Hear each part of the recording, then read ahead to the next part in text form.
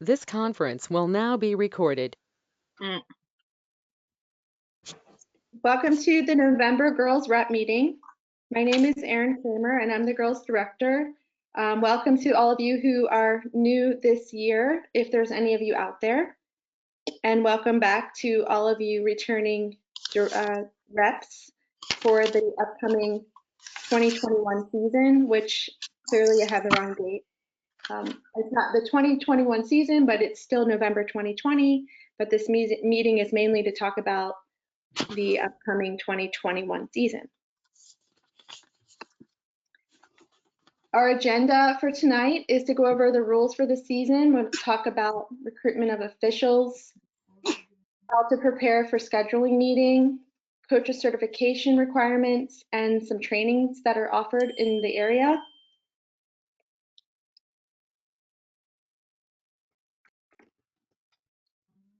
Okay, hold on.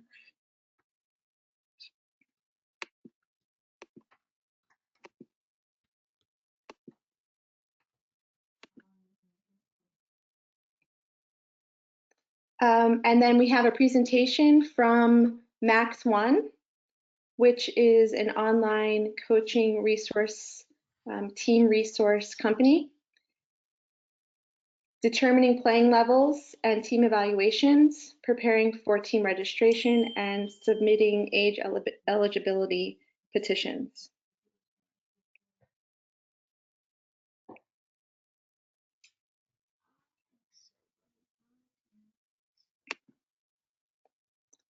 So determining rules for the 2021 season has been a hot topic for us here at the NCJLA. We've had regional meetings over the last few weeks with all of you or your club presidents. So we've had representatives from each club. And based on the feedback from these regional meetings, we've determined that the clubs want options, and we definitely want to help provide those options. However, as a league, we really need to choose which modifications to adopt per level, per age division, in order to assign officials accordingly. So the hot topics basically are field size, full field, and cross field. So we're looking at the divisions sort of in the high school 14A as one sort of unit, and then cross field for 8U and to be 14B. Runtime, so standard rules runtime, which is the scheduling window with the scheduling appendix that we provide to you, or 1 hour blocks. And then the other factors that have made this decision, or these decisions harder for making the 1 hour blocks, for instance, are that we might need to have shorter or no stop clocks and or fewer timeouts to make sure that the games fit in that 1 hour block. So we need your feedback, and we need it before the board votes so that we can put it into our rule sheets and our scheduling appendix for approval, and then we'll have them published and for the season laminated as we usually do. So moving forward, I'm going to talk about each kind of set of options one at a time. And I want you guys to feel free to chime in with questions or feedback and your opinions about how if you like it, if you don't like it, and if you have any questions. So the first one we're going to talk about is this draft 1, rules for the season. So this is based on the regional feedback. We put this together. So high school and 14A would basically stay standard as usual. So full field, 90-minute run times, which is really the scheduling block so that we know how to assign officials. The game lengths would be the same as they usually are, full time. You would have the full timeouts, full halftime, full stop clock, and everything pretty much the same. The other thing I'm indicating on this rule sheet is that this year we are going to be able to do full checking at the 14A level, which is great. So the modifications that we've heard from you are that you would want 14B and through 12B to be small-sided and a 60-minute block. That would help everybody the most to make sure they had enough players and that they could fit in lots of games when they host, if they have reduced amount of field availability. So in order to accommodate that, one of the options would be to have for the 14 Bs, a 22-minute running time half, 1 timeout per team per game, a 5-minute timeout, and then we could still keep the stop clock at the end of the game 2 minutes, just so that it doesn't come down to like a nail biter, like if it's a close game. It's still really nice to have that stop clock, and we know that our coaches really like that. That's why we've adopted that over the last several years. It's been about 4 years, I think, that we've added that stop clock for the 12Us at least. There already is an option for 14U, but we would be adding that extra stop clock rule in for the 12Us as well. And then the other option, which would be a modification from last year to this year, would be the stop clock for 10U, to either eliminate it altogether, it's not part of the USL rules, or keep it in, but just have it down to that last minute, just in case it's a close game. Are there any questions? Yeah, Go ahead. so this is Tom Likas from Scorpion. I'm the girls director. Is there a reason, first of all, that you've got the 22-minute at the 14U, and then you're going down to 20-minute at the 12U? It's because 14U is usually 25 minutes running clock for the regular season. Right, but the 12U is usually stop clock. For NCJLA, that we usually do have for 12Us, we add the stop clock. For 12U, there is in the rule book, there is a stop clock for 14U for regular rules, but for 12Us, it's just running 20-minute running time. Okay. And then is it so you're saying the feedback that you've gotten is the 8v8. I know for our club, we'd vastly prefer to use the full field for the 12s. Okay, yeah. So particularly at the 12A level, if we don't provide that opportunity to play at the 12v12, we do have concern that people are going to leave and go to other clubs. Nope, I understand, and that's why we really want this feedback. Anybody else feel the same way? This is Amy with Extreme. I would prefer the full field as well. At 12A? Yes. Okay. For 12A and 14A and B. Yeah, and for 14A and B. I mean, preferably for us, it'd be 12. It'd be all the 12s and all the 14s would be on the normal field. So you want a full field for all 12s and 14s. And 14s, all the A's and B's. Yep.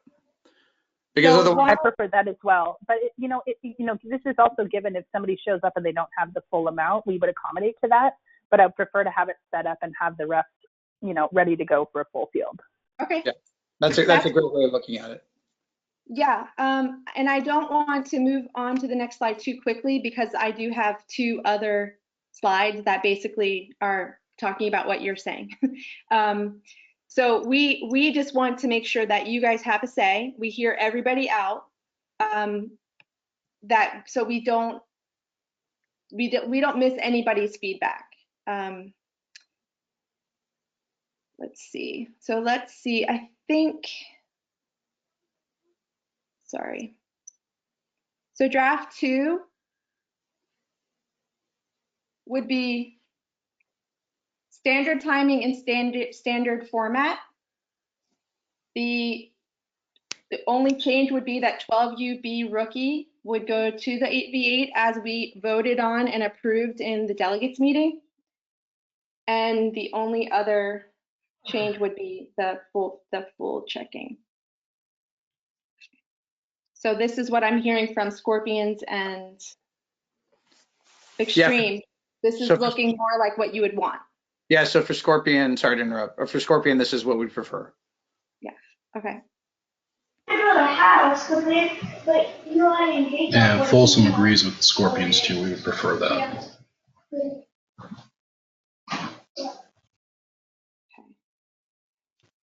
This is Fritz Fredericks from Skyline, and we would agree with that as well. Okay. Is anyone opposed to this? So to Amy's point, if we do have this set up with the 12v12 games, then it is easier to modify down to small side or less players, obviously. The accommodation would be to accommodate the players to play in that game. We would just want to know, the officials would want to know if you were going from a full field setup to a cross field setup ahead of time, so that they didn't show up and then they're not prepared for that. Hey, this is Robin. Hey, this is Robin at Livermore. I put something in the chat and then I got dropped from the call. So for the 12 rookies, we're only going to be able to field a team big enough to play 8v8. But as long as, you know, I don't even know if there's going to be any other rookie teams for us to play. But as long as other teams are willing to go down to 8v8, that's fine for me. That's a good point, Robin. I hope so. I hope that teams will try to make accommodations to play if we have a smaller, if we have less teams register in the 12 rookie because they don't want to play 8v8 that we voted for, then maybe we need to revisit that. But I think people will hopefully accommodate that. Hi, this is Emily Potts from Berkeley. I want to echo, we don't tend to field huge teams at the 12U age level, so we'd be happy with the shorter fields. We're happy to play in the full field, but I guess same. I just want to echo if there was accommodation possible, depending on how things were looking, that would be helpful. Yeah, I mean, I understand that there's lots of questions out there for everybody about fielding teams, numbers, also getting, acquiring fields to cover the games for the teams that you do wind up having so that you can have home games. So we are hoping that we, in this meeting at least, will come to a pretty good consensus of what you guys want and what you think is best to at least try to have to start with, because we're looking at like, if we will register, you will register your teams according to these rules. So Go ahead. So not to dominate, but once again, from Scorpion, I think the way that we're looking at this is if we can accommodate to play on the normal size field with the normal size team, then that's going to be a better experience for the players and for the kids as they are, particularly at the 14 and at the more advanced 12 level, that are either used to playing on that bigger field and it would be a significant change to go down, but otherwise maybe getting ready to try and play in high school or otherwise. We understand. We agree with you. We want you guys to have full field games too. Yeah, but the other piece of that is, I think we're all challenged with not having a very clear view as to how many kids are going to sign up for the spring season as it stands.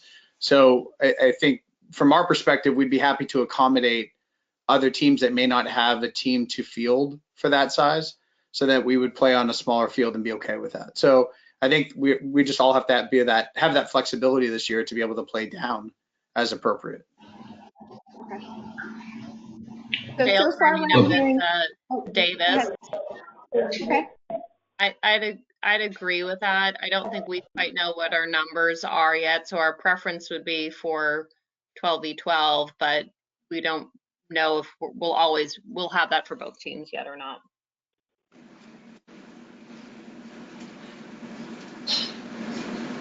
Okay. All right, so this last slide I have is kind of out there, but the option was to have all smile-sided with standard timing. I just wanted to show you that we have flexibility but it sounds like most of you guys want to agree to do full size games. And so the last decision would be per division. Do you want to do right off the bat what if full time? So that's going to come into play here with standard block times for, as you can see in the third row, and then the 1 hour block time. So we can vote, we can talk about like what you guys want to see and how you will schedule your games for the season, one or the other. This is So- Amy with Extreme. I think that, you know, the more normal we keep the season, the better off we're going to be. If we need to accommodate on the day, I think we can do that, but it's probably best to keep it standard field, standard time, and then as long as we all agree to be flexible with each other, that's probably the best. If we make too many changes and try to make too many decisions in this weird year, it might complicate things and turn people away. Well, I understand what you're saying, and that's a good point. I want to just bring it up that if clubs are having trouble fielding or acquiring fields and there's limited space, then you will have less availability to have games. So that's why this was proposed, that if there were any divisions that want, other than the 10U and 8U, that would want to go to the 1 hour block, so you could schedule more games back to back to back. It would be an option.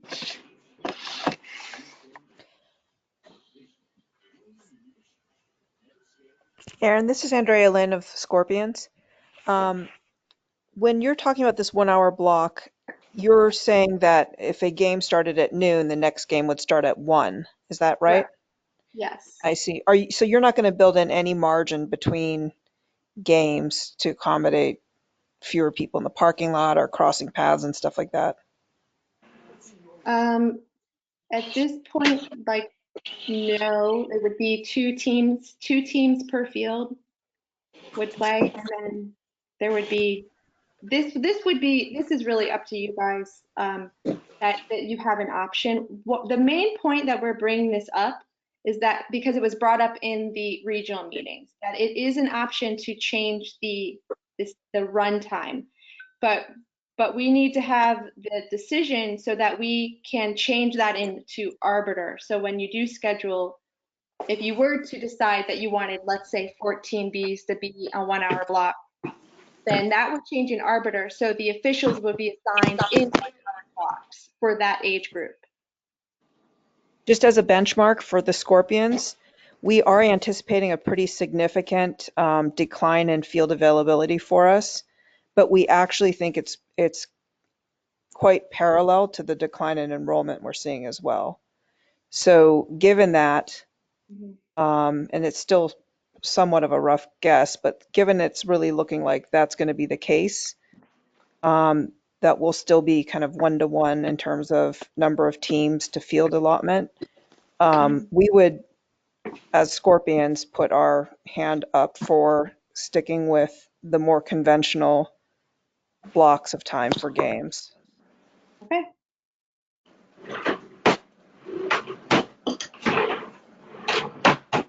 Anybody else? Go ahead. I have my officials hat on right now. So I just want to clarify, I think Andrea brought up are we building in time for changing fields or other activities that take place? You know, that is something we can look at, but this is modeled after tournament style, where it's, you know, 20-minute running clock, 5-minute halftime for everybody, and it's, you know, 1 minute stop clock or 30-second stop clock. I don't know if you can go back to the other slide that had that on there, but that is something that, you know, could help with making it easier to do it tournament style during the regular season, where, you know, the games happen a little bit quicker and It's just standard time for the officials to get the games in and out. So on the girls' end, we're still talking about, or are we still talking about round robin format? So one team may be waiting during the middle game, so to speak? I If can. Go ahead, Laura. Go ahead, Laura. if somebody wants to do round robin, yeah, that's totally fine. It's still the same thing where it's, you know, the 20-minute halves and then 5 minutes, and you should be off with 5 minutes in between each team coming on. So, but it sounds like you guys are in favor of doing the regular timing for the season, so this probably isn't even an issue. Yeah. Yeah, I mean, Laura, going back to what we said earlier, I think the biggest thing is that if clubs don't have the ability to support that this year, then, you know, as Scorpions, we'd be willing to accommodate if we're going to their field what they need to do to be able to play, right? So we understand that's just a very unique time, so we want to be able to accommodate as needed. Okay, I just want to be very clear though. Like I said, I just have my officials hat on right now. As an official, if I am scheduled for a 12 noon game and the other games have been shortened ahead of time, that doesn't mean I get there 30, 40 minutes early because you guys are ready to go because you've shortened all the games. Like once the games are in, it follows the 72-hour rule where, you know, in order to change it, you've got to let the officials know, and then they have to be able to accommodate. They might not be able to bring somebody to a field earlier because they're doing games at a different venue and the travel time or whatever. So I just want to be very clear that flexibility is great and everybody wants to do that, but we can't be making game time changes the day of. That'll lead to chaos. So if everybody's good with that, I think then we should probably move on. Yeah. Yeah, I think what I'm hearing for the most part from the people that are chiming in is that we want to say 12v12 and then say standard runtime. But there's still time for you guys to, you know, send me feedback via email, or if you want to add in something to the text chat, or if you want to wait till the end of the call to discuss it. We can definitely keep this subject open a few more days so that we can, you know, just we just want to iron it down. But we got great feedback, and I appreciate everybody's feedback. Thank you. So the next topic is the end of season. We wanted to reiterate that participation is optional. However, teams must opt in. So you're not automatically in unless you tell us you want to play at the end of the season. The other, another point of emphasis is that all minimum criteria is waived for 2021. So there's no conference requirements, no minimum games, no maximum game counts. You can play when you want to, as many games as you want to, or as few, and who you want to play. Our B and youth teams will be ranked in flighted tournaments according to the League Athletics ranking. So that's how we will create our flights. So it will be, that's the only way we can sort of manage it. So if you do play less games, then it might affect the flight that you're in at the end of the season.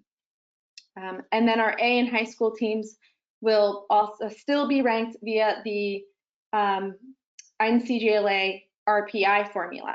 So it's a little bit more, that will be standard as it has been in the past.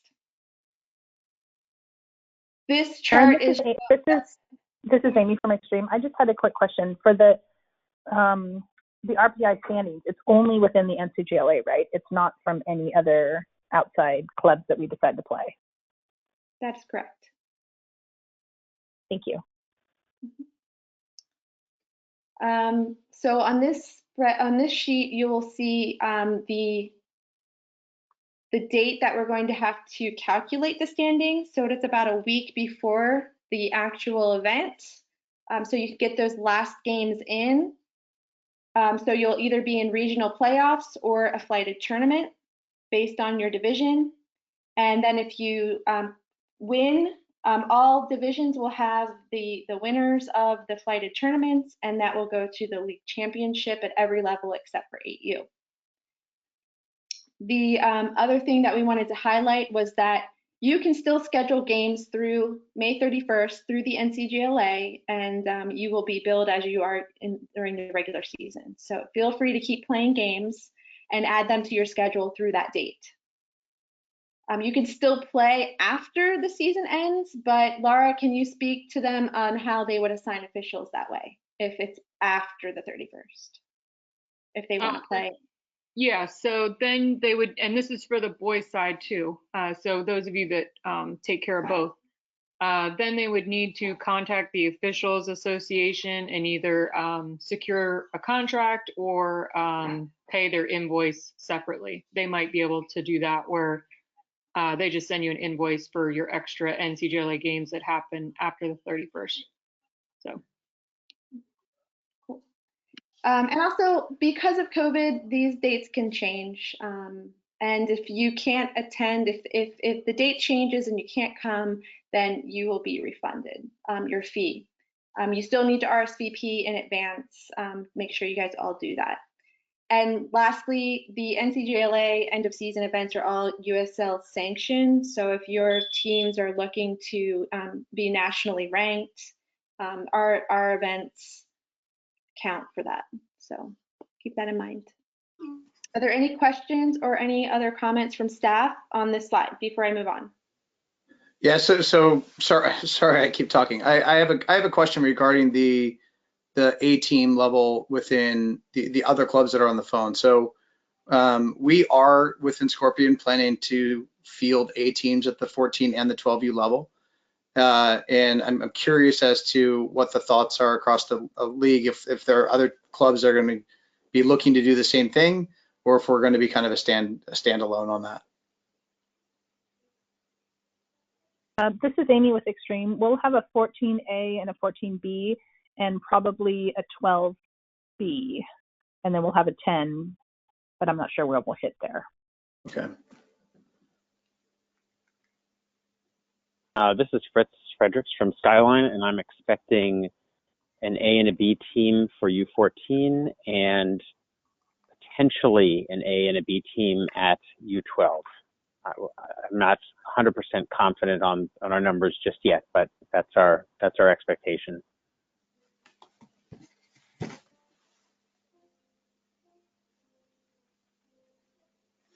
Okay, so at least there's a couple. I appreciate that. We're trying to figure out the best way to do this, and particularly, Laura, one of the questions we have is, at that A level, in order to be able to support our community, playing the teams that are outside of our league at this point is going to be something that we have to consider as well.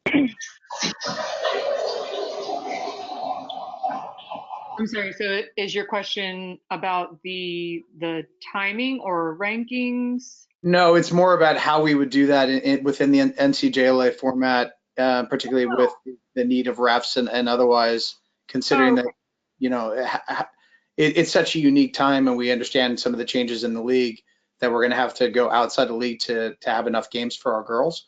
So how do we go about doing that and not impact or ranking it otherwise for the NCJLA? Yeah, so I do have a one-pager in the works. I sent it out to the regional commissioners to take a look at and give me some feedback, which they've done. Basically, it would mean that your club would need to be the home team in order to use the NCJLA's contract with the officials organization. And then we're still looking at what would happen if you guys are the visiting team, but that would be up to whatever club or team you're playing. I know there's been some interest with some Southern California teams coming up here to play. Okay. So yeah, but as long as you're the home team, it's going to run normal, right? You can submit the game. We'll send you the invoice for it. The only thing that would change is that the other half of the game fee, you would need to collect that from your visiting team. Does that make sense? Because right now when we bill you guys, it's just for your half of the game. So, but as long as you guys are the home team, yeah, use the contract, have the officials, the assigning, access to arbiter, all that stuff. Excellent. Okay, thanks, Laura. That's helpful. Yep. I have a question. It's Dominic with Folsom. Scorpions and other teams that are playing A, would you guys consider playing B teams to fill out part of your schedule, or are you just looking for just A teams for your A level? Because for Folsom, I'll only have one team at 12 and one team at 14, and they would most likely be B veterans. So I don't know what you're looking for schedule-wise besides A teams. Yeah, so Dominic, great question. I think part of it depends on how we end up forming the teams and what they look like, to be candid, and then also, what options we have at the A levels to play, but certainly open to that, right? And particularly, particularly in this time. So Right. Yeah, I think we're certainly open to it. It's just a matter of how things come together. Yeah, I just think we've all been saying it this whole call, we all have to be flexible because everyone's going to have a different situation, a different county, a different roster situation, everything else. So if everyone's just open to any suggestions and figuring out what works best for their club, and if they match up, we can do them, then I think we'll be good. I just want to make sure, if you're open to, B teams and things like that, definitely let us know. And, I'm sure teams in the Sacramento area would want to play a team like yours, even though it might be an uphill battle for us. It'll be a good game for us to gauge where we are, but also get your girls some reps and things like that too at the same time. Yeah, makes a ton of sense. That sounds great, guys.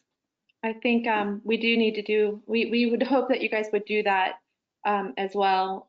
So that's great to hear. And to the Scorpions point, we do know that you will want to play the out of league teams, and as far as like scores and rankings and all that, that we can discuss that at a later date, because it's obviously something that everybody's thinking about, but clearly they're not part of our league, and we want to be fair to the standings of our league. And we'll figure out the best, fairest way to get to the end of the season. I think that's really the hot topic, is like, how is that going to look? So first we need to figure out how to schedule games. So thank you guys for that. That's a good conversation. And is there anything else concerning the rules and timings for the season? I have one quick question, Aaron. In regards to the tournaments, right? You got flighted tournaments listed here, for the B teams and things like that. But after those flighted tournaments, are they going to a league championship like the following weekend? And if we're running flighted tournaments by rankings, the normal way we would run a flighted tournament would be like in the B veteran division, 1 through 8 play each other, right? And that team wins that flight. And then the next, 9 through 16 play each other, and that team wins a flight. So are we talking about still doing that and then moving on to a league championship, or are we changing up the way we're ranking the flighted tournaments? So this would be regional playoffs, regional flighted tournaments, and then the winners of the region would go to the championship. So Sacramento region flighted champion, first place, would go to the league championship. Northwest regional, the top team in each region would go to the league championship on the last weekend. Okay. And Dominic, this is Laura. We're going to follow the operations guide for the A high school division that says if a region has more than 11 teams, then it'll be the top 8 that'll be in that championship flight. Or if they have 10 or less teams, it'll be the top 4 in that region that go to the flight championship. So that'll help you determine like how many people are going to be actually in the process of going to the league championship. So okay, so if you have 16 teams in the B veteran division Yep. of wherever it is, you would have 8 teams in one flight for a championship and the rest of the teams in another flight, like a consolation flight like we normally do.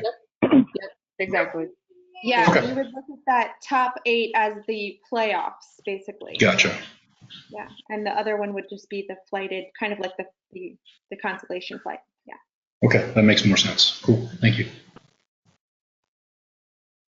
Any other questions before we move on? Okay. So we have three quick slides just to give you some more fun ideas as we always try to do to help give you some new ideas about recruiting officials in your neighborhood. So this is like our non-email ideas. So yard signs, posting the flyers in your local gyms, coffee shops, libraries, gas stations, UPS stores. The yard signs and the banners are more of a cost because you can make them, but you can also reuse them. And we have, as always, our free recruiting flyers. We have PDFs on the officials tab, as you can see here, and we have our links to our officials organizations, so you know where to send people. These are great flyers that you can print out and post, all over the place. And lastly, we can even customize it. So we'd like you to send the officials to our website so they can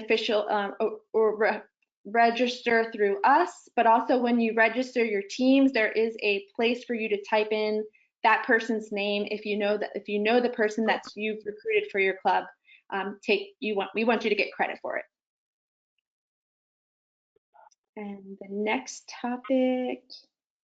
So for preparing for scheduling meeting, we know that it's going to be really different this year. We ourselves are preparing for scheduling meeting after our regional discussions. We've talked about online scheduling for every level, definitely doing it online as far as like meetings online, but also having the online spreadsheet. So the first step is to book home fields if you can find them.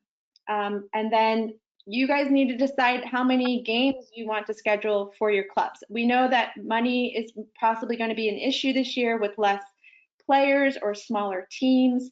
So having less games would cost less money. So just make sure that you're planning in advance how many games you think you can afford to have for your teams. And can you play home and away? And how many of each of those? We will once again have our online schedulers training meetings coming up November 19th, 20th, and 21st. We have 3 options. We have a morning, an evening, and a midday across that Thursday, Friday, Saturday. So your schedulers can pick which one works best for them. And then we suggest, as always, to build a calendar or a spreadsheet to help you keep track of all of the team schedules for your whole club so that helps eliminate mistakes. Any questions about preparing for scheduling meeting or comments? Okay. So this year we have reduced our coaching requirements. This year you only need your membership, which includes your cleared background check and the Safe Sport Coach certification. So that's all in one. And then the next thing is that you have the signed code of conduct and COVID waivers. Concussion training is definitely part of it. And that the good part is also that there will be no late fee for coaches recruited after the deadline. So keep recruiting and sign them up, and there's no extra fees for that. Yep. Yeah. So yeah, do you have a question? Yeah, on the Safe Sport, is that a yearly thing or is that you just do it once like the PCA was? Okay, so I've already renewed mine, so I can tell you firsthand that the US Lacrosse membership fee is annual. The background check, I think, is like 2 or 3 years, good for 2 or 3 years. Does anybody know that for sure? 2 years. The Safe Sport is one and done, but not really, because they had a refresher course. They had like an add-on that was required. Okay. Yeah, part of the federal law is that you have to do the long version of the certification and then the refresher course every year. Okay. So if you did Safe Sport last year, now you got to do the refresher course. Exactly. Gotcha. Yeah. Okay. Yeah. What is happening? Okay. Yep. Thank you. We're gonna. Oh, you're not sleeping in the kitchen. So as always, we still will require the certification template, which is a spreadsheet that your club just needs to submit one for everybody. And if you have add-ons, you can always just add them in as needed. So those coaches certifications have due dates. The second Saturday in February for the older teams, and for the 10U Bs and 8U, it's the first Saturday in March. So the 10A team, I believe, got left off here. Oh yeah, the A teams, all A teams, and the 12s and 14Bs are in February, and then 10B and 8U are March. Okay, so you can send these in anytime after team registration closes. And also the rules that we wanted to reiterate that still are in effect for the season are the badges. So everyone has to have a badge in order to be on the sideline, and you can have only 4 at the most, so up to 4. Those rules are still the same. And Erin, just to clarify, the coaches can have an electronic copy of their badge, correct? As long as they have an ID to go with it. Yeah, that's okay.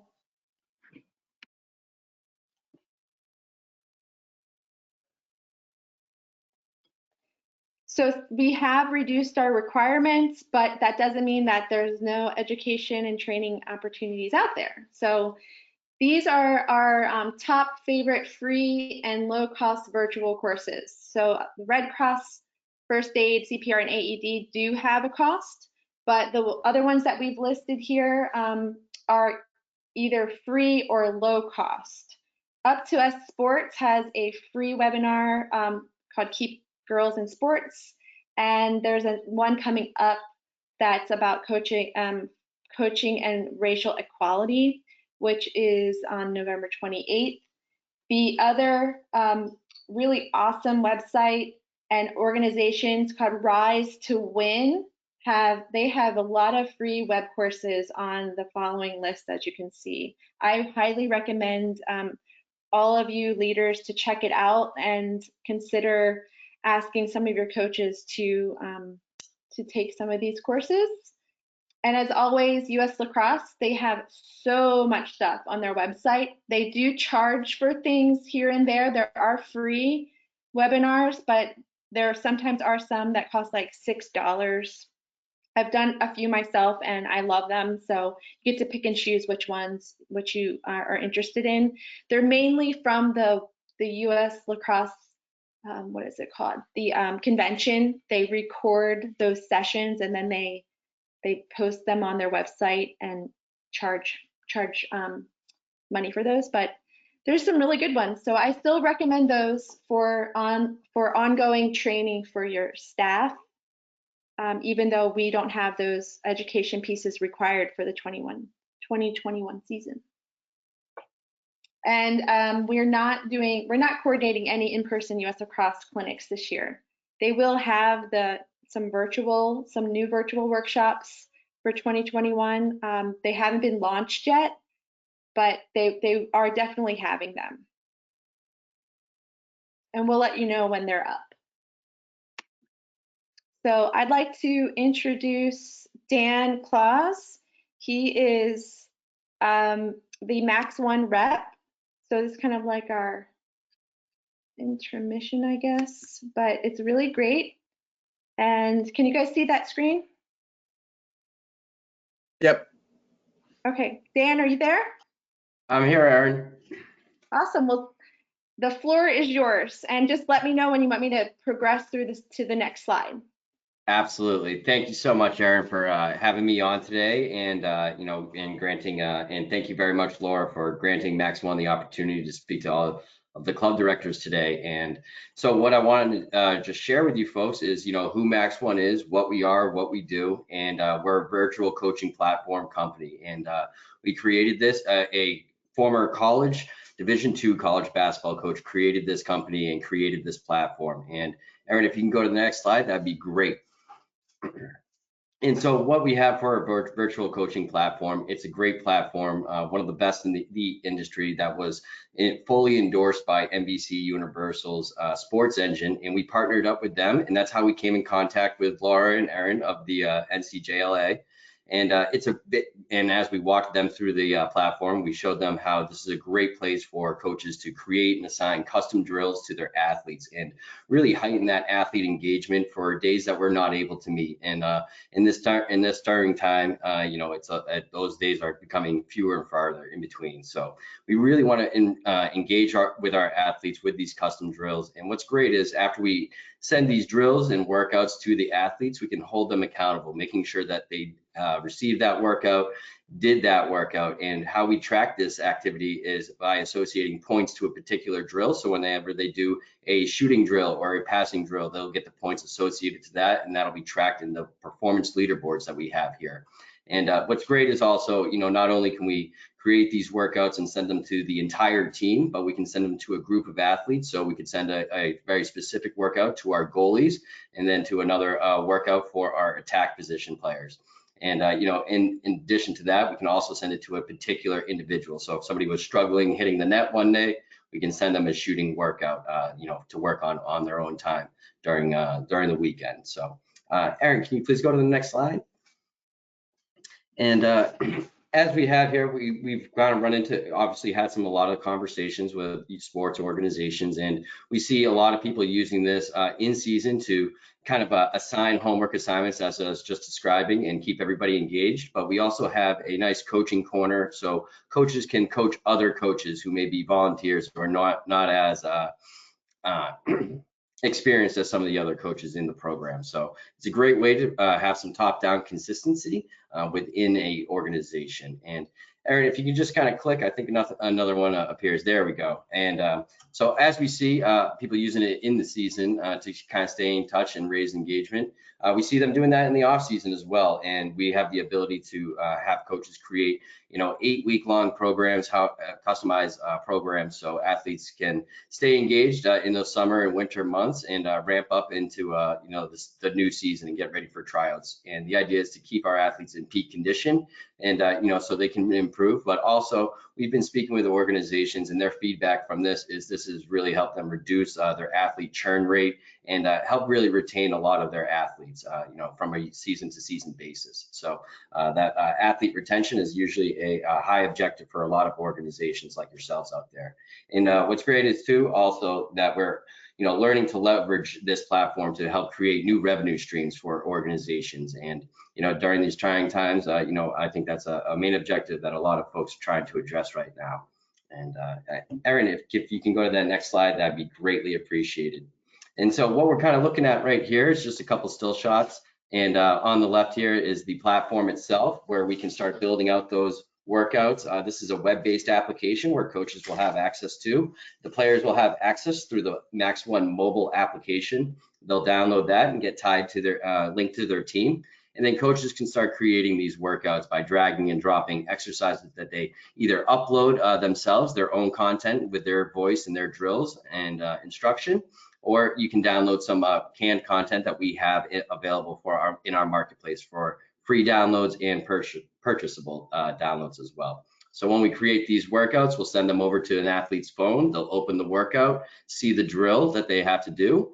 They'll understand, and if they have any questions, they can look in the video, see what the exercise is, learn that they have only a couple sets and a few reps that they need to do, log that information and their results, and that'll kick back over to the leaderboard. So Aaron, if you can go to the next slide, that'd be greatly appreciated. So one case study I wanted to share with you folks is we recently signed an organization, Shoreline Lacrosse, out of southeastern Connecticut.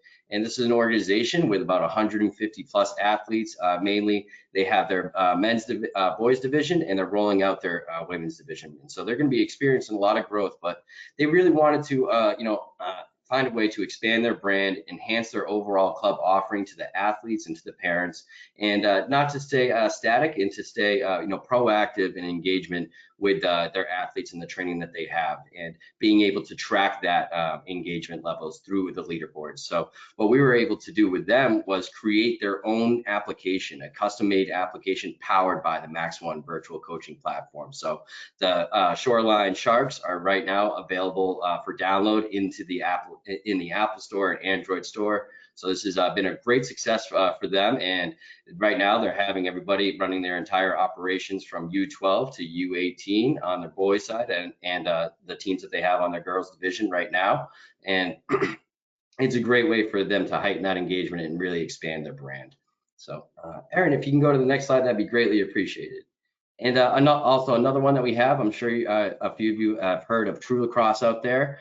We actually have built them an app as well. And if we can do this for one particular organization, and we can also do this for at a much larger scale for a lot of organizations, as True Lacrosse has over 400 teams nationwide.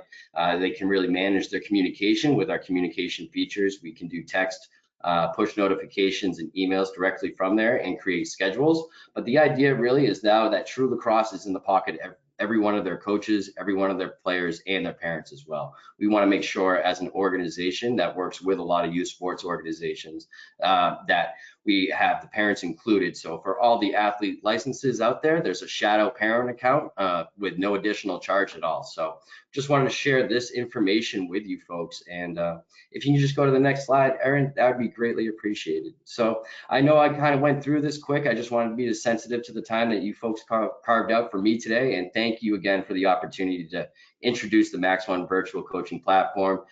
We'll be sending this out in a PDF, so you guys can, you folks out there can book a meeting with me.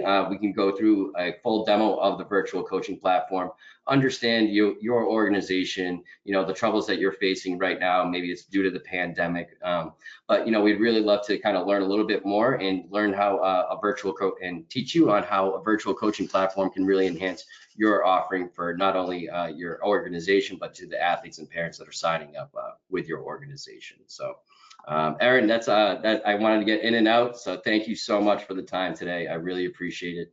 And I really look forward to working with you folks. Thank you so much, Dan. And I just want to let everybody know that Dan is going to stay on the line until the end of our meeting. So if anybody wants to ask him a question tonight real quick, then stay on afterwards to talk with him in person, or definitely set up a meeting with him.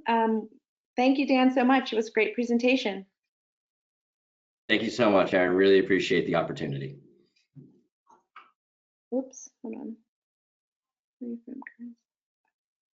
All right, so we have a couple more things to cover in our meeting, folks. So just sit tight, just a few more. So we just want to make sure that everybody remembers that we have a new fee structure this year. Our league listing fee is our only fee that is not refundable, so that's good. That's going to be due on the 3rd of January. So that's when you register. That fee is variable, as you can see on this chart. Girls 8U is $45, and then it goes down to $149 starting at the 12U A level. So that's that. And then operations fee is due January 17th. This is refundable if the season's canceled. Our last fee is totally optional. You have to opt in if you want to play at the end of the season in our events. And once again, it's refundable if it's canceled. And to highlight that, a typical tournament costs $1,000 per team, and our end of season events cost less than $500. So it's a good deal.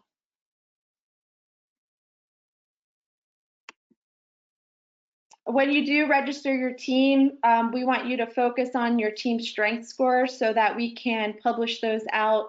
That will help you schedule games with the other teams out there in the regions and across regions. So this is this worksheet, and for the strength score calculation is the same as last year. Basically helps you to determine if you have an A team, a B team, a rookie team, and it's by a point system.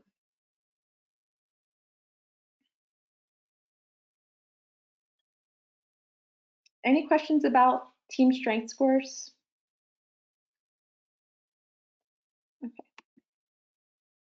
So just a real quick list of items that you would include when you register. You're going to be asked to fill this stuff in. So your division, the strength score, the team name, which needs to be identified by, it could be your club, mascot, maybe a color to distinguish it from other teams in your club at that same division.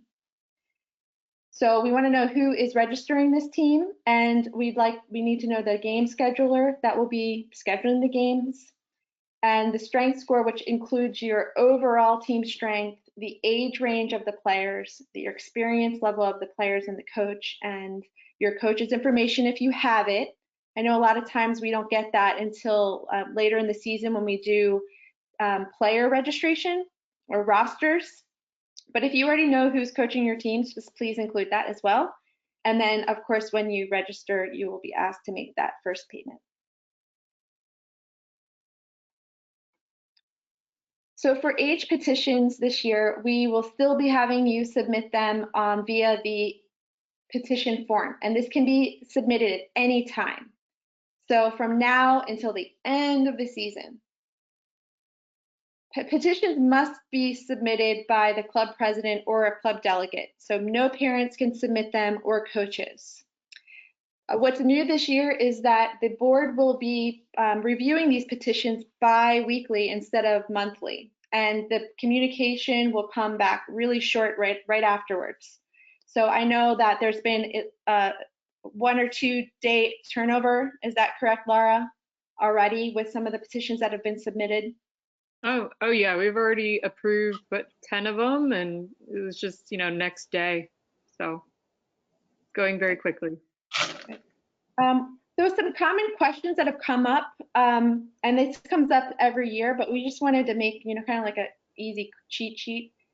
Can a 9th grader play 14U? Yes, absolutely, because we are age eligible. So if the 9th grader is age eligible, then they can play on our 14U. What if they're not age eligible? Excuse me? Well, I have a situation where I have kids that go to a high school without a lacrosse team. They're signing up for my club team, but I'm not going to have enough for a girls' high school team. Mm-hmm. And 2 of them are 9th graders that are not 14U age eligible. Would they be able to play down with a petition with this type of season going on, with all the exemptions we're making and everything else? That's a great question. So the petition will ask, I'm going to go to the next slide. As you guys can see this, these questions are about like age eligibility. So if they're age eligible, they can play in that division. It's by the US Lacrosse age rules sheet. The caveat here is that if you're in middle school and you want to play on a high school team, then we ask you for the liability waiver. So that's playing up. So the CIFs can play for the NCJLA where they are age eligible. So just keep that in mind. So next slide will help answer the question that was just asked. We ask for this information on the petitions. So we want to know their birthday, how long they've been playing, position grade, height and weight, and then the reason why. So when you submit this, it sounds like these girls that you want to play down, there's a really great chance that they would be approved. Laura, would you like to answer anything else about that? I mean, as long as kids get to play. So, send the petition in, put it before the board, make the best case for it. you know, I think the theme for this year is flexibility. And if those kids are willing to play, I think we got to find them a place to play. And if you have a 14B team, I think that seems like a good compromise. So, Yeah, I do too. Are there any other questions about the age petitions and eligibility for your players for the 2021 season, or, you know, any season? Cool. Thank you, Laura. I think you really hit the nail on the head that we want kids to play. We do still have to follow a certain protocol so that we know, like, that we have older kids playing with younger kids. So it's safety first. But otherwise, like, yeah, we want kids to play. So please send in those petitions accordingly. Erin, can I just mention the grade pure teams? Oh, yeah. I heard that one. If your club wants to do that, you have the flexibility to do it. You know, just it's, I know some kids might fall outside of the birth date range, and in that case, you would need to petition those kids. But you know, if you want to do a grade pure team, so then you can go to US Lacrosse Youth Nationals, or maybe keep playing in a tournament over the off season, you know, just put that in the petition and send it to us to be able to review and possibly approve. Because I think that's something that the parents and tournament operators are asking for, and if we can accommodate it, then, you know, let's do that so the kids can keep playing. Thanks. The last two slides, I just have a reminder slide for those of you who get these emails from Laura with the schedule. These are guidelines to help you stay on track. So we ask you to, you know, review this by November 18th. That's just so that you know that it's coming up and that you're prepared on time. So this is just a calendar slide, basically. If anybody has any questions about these things, let me know. And this one would be our ongoing. So it's open, ongoing. We really want you to request help with your outreach events. If you're having clinics or a trilax or camps, let us know, and maybe we can do something to help as well, or find extra helpers. We've already done that for a few clubs, and it's been extremely successful. So this is a great time to find out, like, you know, find new players. I know a lot of parents are really anxious about getting their kids out, and if you offer it, they will come. I just want to touch on the two things, the scholarship applications. Right now, I only have 2 for the entire league. We have money to give away. So if you have kids that might need it, or a team that might need it, please apply. And then the second thing is the job posting. We are now taking any posting that goes to the NCGLA site, and we're also putting it on the NorCal chapter site for you guys, and we're posting it on Indeed. So if you look on there and you see, oh, NCGLA is hiring coaches, no, we're posting on behalf of the club. So just so you know, if you have jobs that you need filled, you can post them on our website.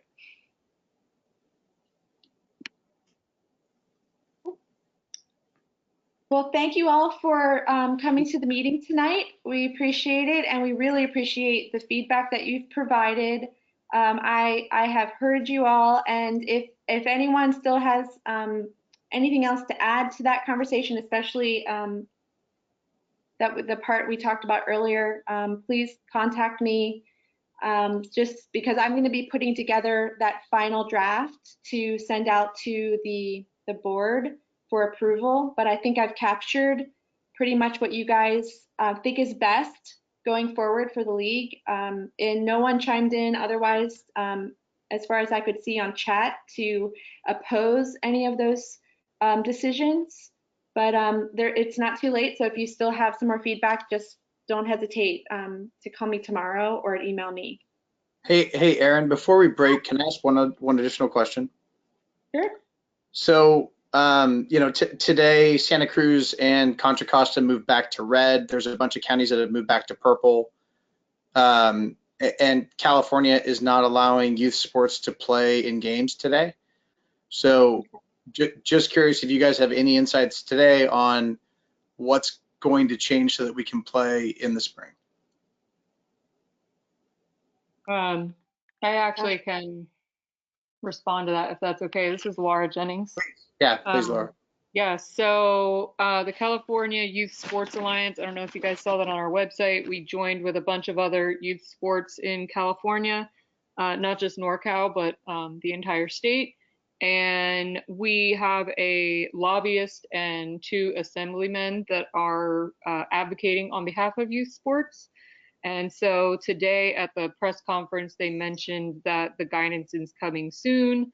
Right now, the plan for youth sports reopening is with the county public health departments. So if your club is, has the time and the bandwidth to write a letter to your local representatives, now is the time to do that.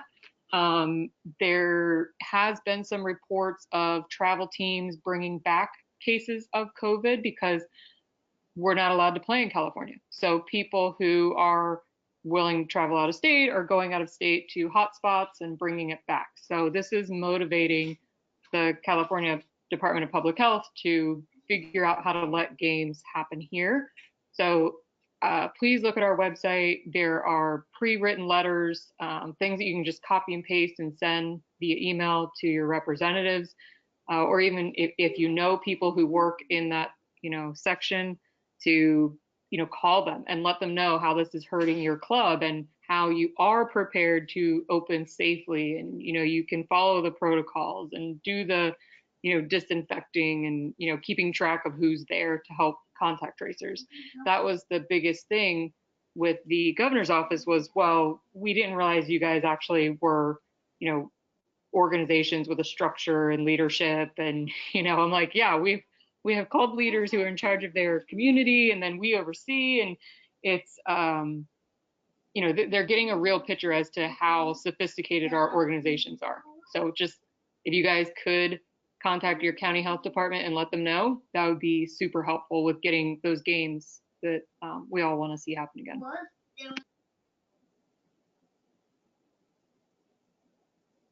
I have a question, a bit of an add-on. This is Emily from Berkeley.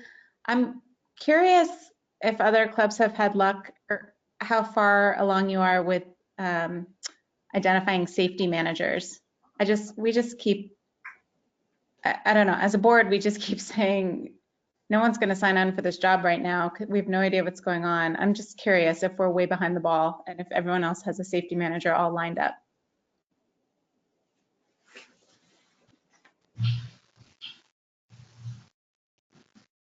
This is Scorps. We don't have a safety manager lined up yet. Okay. And I can say that's probably wise because we don't know what's going on. So until you know that you're going to have games and you actually need to have somebody fill that role, it is completely fine to just have your club administrator listed as that person right now, or even your club president, because that's where we'll send the information. But without games, I wouldn't put pressure on your parents or volunteers to fill that role right now, because we did a basic training this past Sunday that they can watch the video to get an idea of what would be expected if we have games, but I wouldn't expect anybody to fill it right now. Okay, that's what I wanted to hear. Thank you.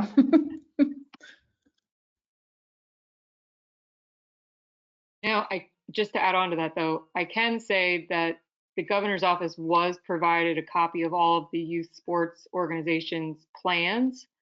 So, and all of us kind of have something along the lines of safety manager, health monitor, or what was the hygiene manager? I don't know. There's all these different terms for someone that's basically keeping track of attendance and screening people.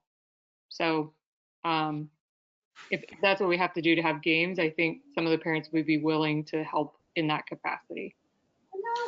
Hey, Laura, as a follow-on, is there a drop dead date where NCJLA, if nothing changes, and obviously we all hope it does, so I don't mean to be the pessimist. I'm just curious. Is there a drop dead date where NCJLA would, do what we did last year, which is essentially say, okay, it's not going to happen? Is there a date that's defined that you guys are looking at, or are we just playing it by ear? Yes. So February 10th is that date. We voted on that date because it aligns with CIF start for the spring season, and it coincides with when the fall sports and the winter sports would be having their either state championship or section championships. And if those things can't happen at the CIF level, it might be difficult for the community or youth sports to have competitions. Now, we are hearing that the schools are having to follow stricter guidelines just, because it's, public schools. But we specifically picked that date to align with what was going on in the area. So February 10th is the date. Okay, thank you.